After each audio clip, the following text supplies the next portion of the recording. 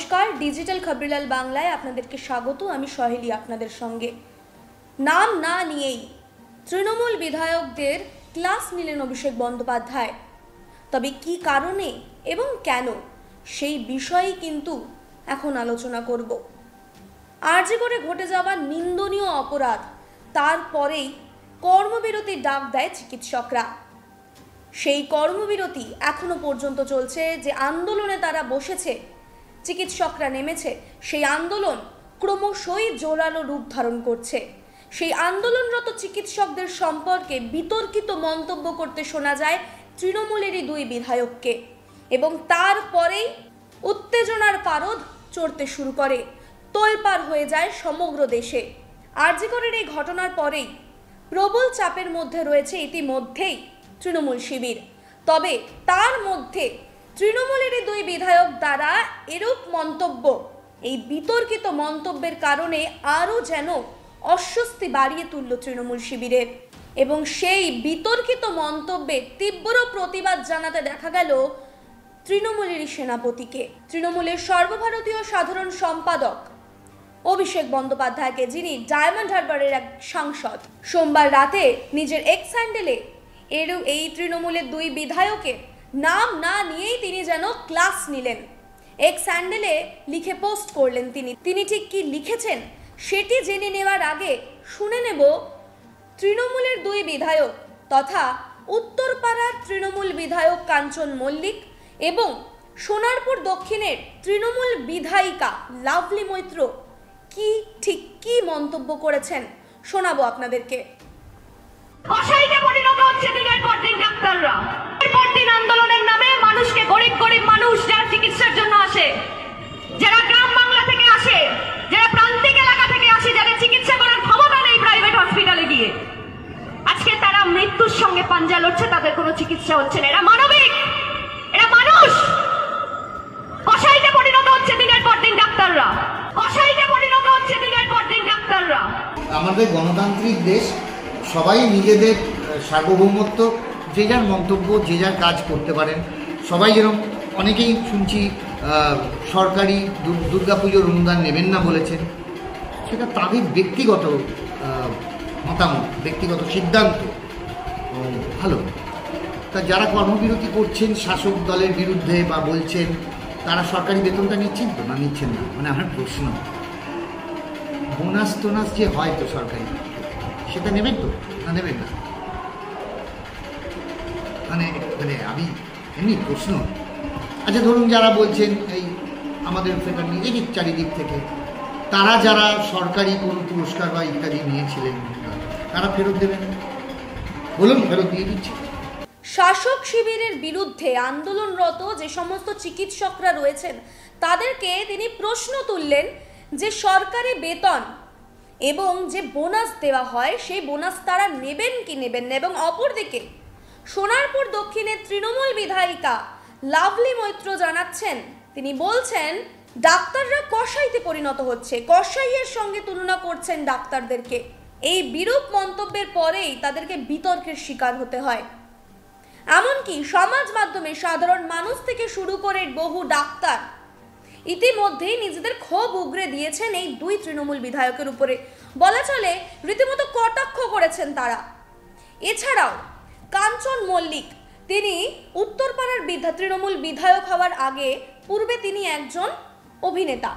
তার অভিনেতা যে সহকর্মীরা রয়েছেন তারা পর্যন্ত তার সঙ্গে সম্পর্ক ছিন্ন করছেন, এমনটাই কিন্তু সোশ্যাল মিডিয়াতে ইতিমধ্যেই লিখে পোস্ট করেছেন বহু টলিউড অভিনেতা অভিনেত্রীরা।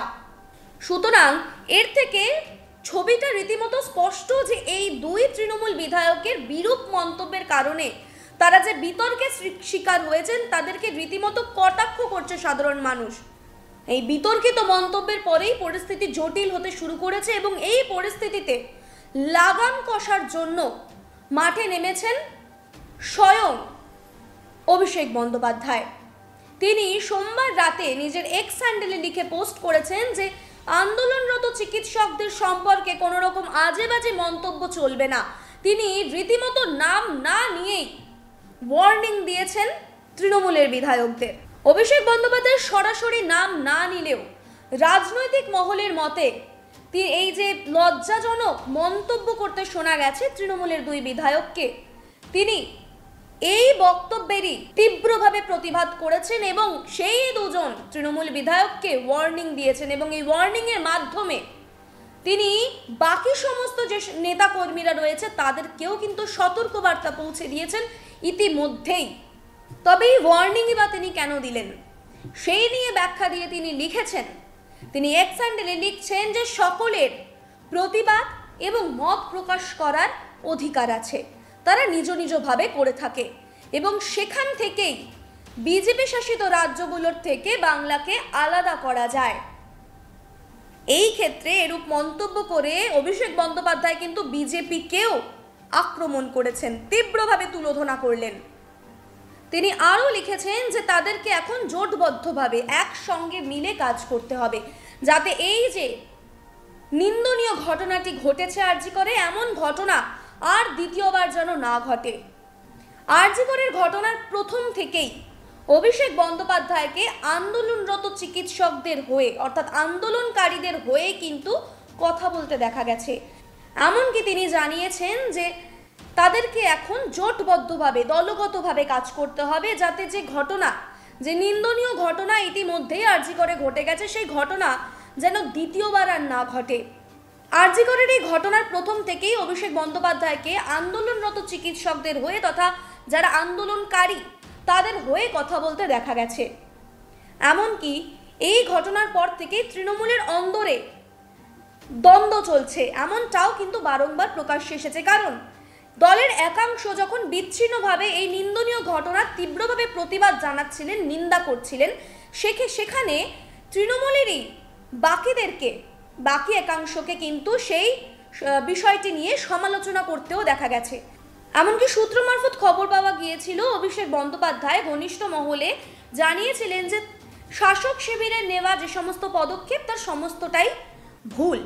তারা এই ঘটনা তদন্ত করতে, তারা এই ঘটনা যে সমস্ত পদক্ষেপ নিয়েছে সমস্ত পদক্ষেপেই তারা ব্যর্থ হয়েছেন, এমনটাও কিন্তু খবর উঠে এসেছিল।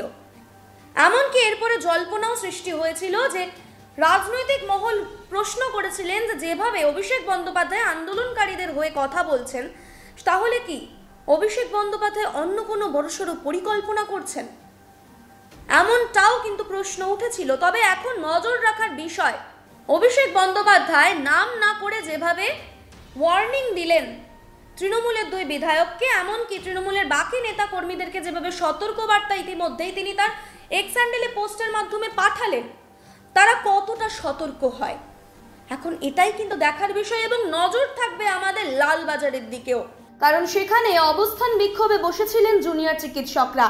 টানা 22 ঘন্টা আন্দোলনের পর তৃতীয়বারের জন্য পুলিশ কর্তাদের সঙ্গে আলোচনার পরে অবশেষে ব্যারিকেড খোলা হয়েছে এবং সূত্র মারফত যে খবর পাওয়া যাচ্ছে আরও 100 মিটার লালবাজারের দিকে এগোবেন জুনিয়র চিকিৎসকরা এবং তাদের 22 জন প্রতিনিধিকে পুলিশ কমিশনার বিনীত গোয়েলের সঙ্গে দেখা করার অনুমতি দিয়েছে ইতিমধ্যেই কলকাতা পুলিশ।